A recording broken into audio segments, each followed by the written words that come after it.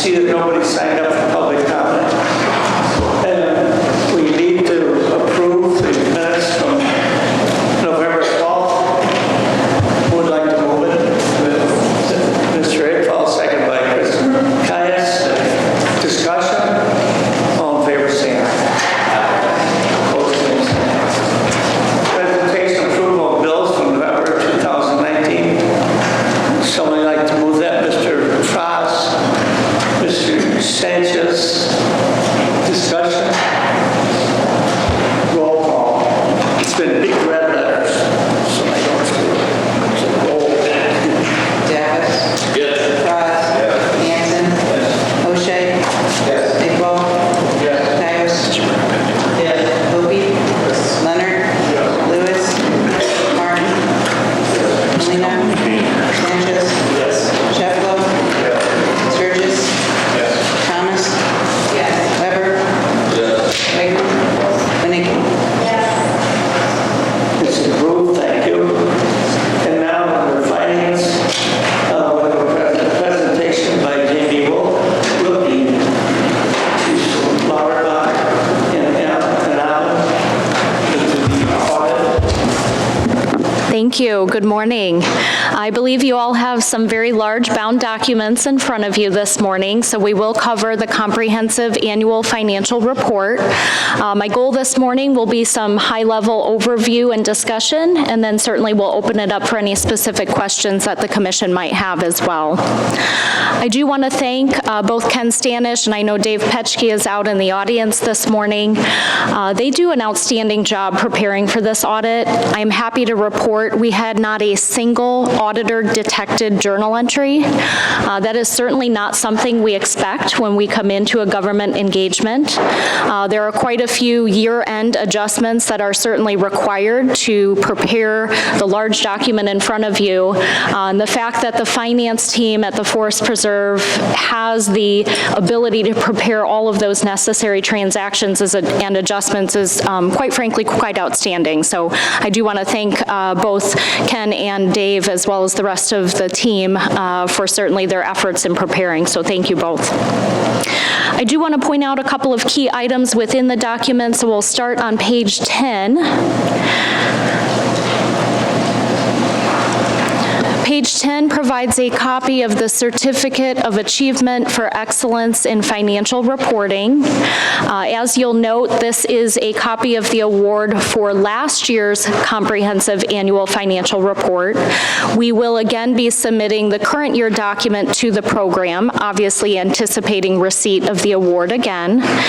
This is another independent third-party review of the annual audit and is really the highest level financial reporting that any government entity can have.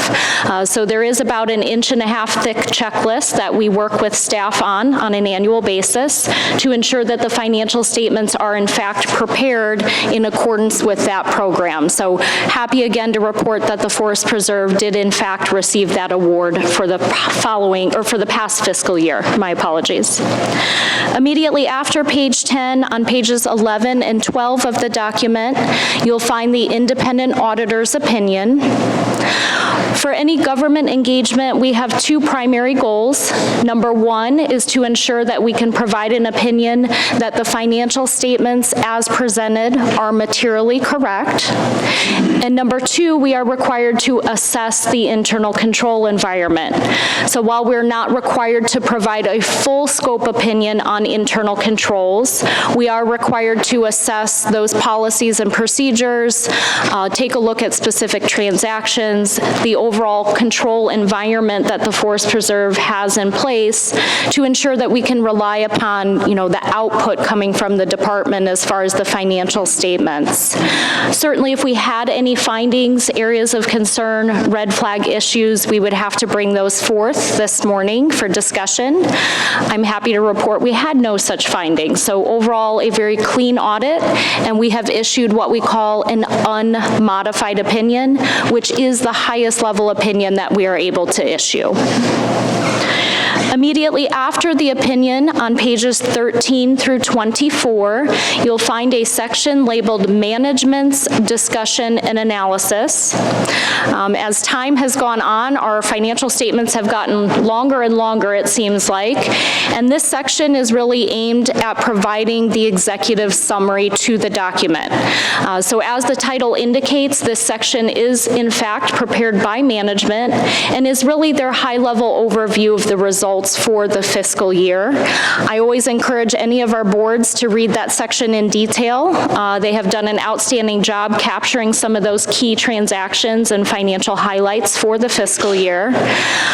Overall, there were positive operating results, so a couple of big-ticket items, some investment in capital assets, which obviously creates an asset that we get to put on the books, so land acquisition, as well as significant retirement of debt that was on the books. So the general obligation bonds that have been on the books to the tune of over $10 million was retired in principal on that long-term debt. So those two factors really do provide that overall positive operating result for the fiscal year.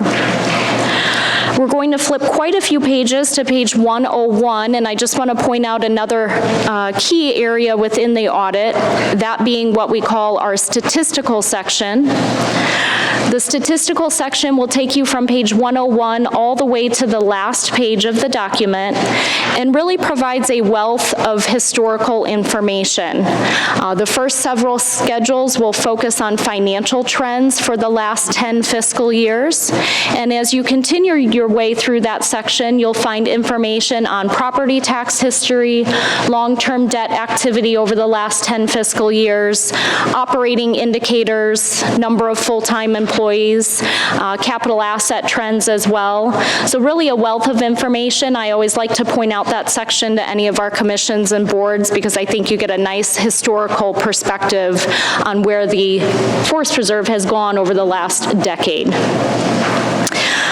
I have no management letter recommendations either this year, so the management letter is our opportunity to provide any best practice recommendations or areas that we think might need improvement. I do have to say again, it was absolutely an outstanding audit process this year. No findings, no recommendations, clean opinion, and really no issues to even discuss this morning with the full commission. So again, thank you to the team for all of their efforts. I'd be certainly happy to answer any specific questions that you all might have. Yeah, it's a good job you did. Thank you. Do you know how many years we've gotten this certificate? Oh, gosh, 17? 7 years, sorry. Yeah, Outstanding. Outstanding department. yes. It's just ever since he came. He got his feet on the ground. Congratulations to your staff. The staff does an excellent job. They do. Our accounting manager, he's the one that oversees the audit, works with the auditors on a daily basis when they're out there and staff. So, I mean, a lot of the credit goes to that. He wants to work to do this on a daily basis. Someone that just comes with a couple of reports together and helps out or gets in front of me. We're glad to help out. We have no other questions. We'll need a motion to approve the comprehensive annual financial report. Moved by Mr. Davis, seconded by Mr. Iqbal. This is a roll call. Allen. Guerrero. Yes. Davis. Yes. Bratz. Yes. Hanson. Yes. O'Shea. Yes. Iqbal. Yes. Tyus. Yes. Kobe. Yes. Leonard. Yes. Lewis. Martin. Molina. Sanchez. Yes. Sheffield. Yes. Silva. Sturgis. Yes. Thomas. Weber. Yes. Wegman. Winnicki. Thank you. Approved. Thank you very much. Thank you. Stay warm. Next on the list is land acquisition, number 2762, resolution authorizing land acquisition of the Bellum farm property adjacent to the Penny Forest Reserve in Rutland Township. Who'd like to move that? Who'd like to move that? Mr. Colby would like to move it. Would Mr. Sturgis like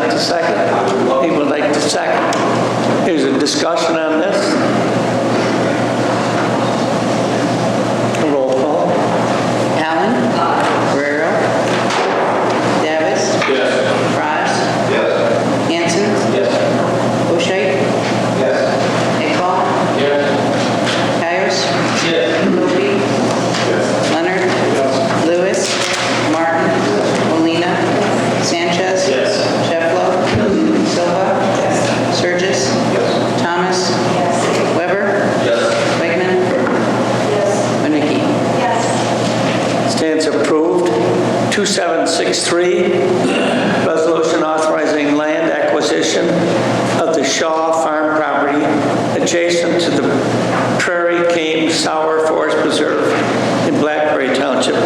Who would like to move that? Mr. Frost would like to move. Oh, Mr. Leonard would like to second. Is there any discussion on this? We're ready to vote. Allen. Guerrero.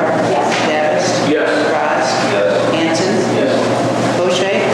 Nickball. Dyers. Kobe. Leonard. Lewis. Martin. Molina. Sanchez. Sheffler. Silva.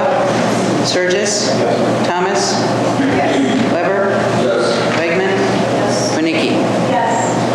Stand approved. Look at that map. We increased the size of that preserve substantially.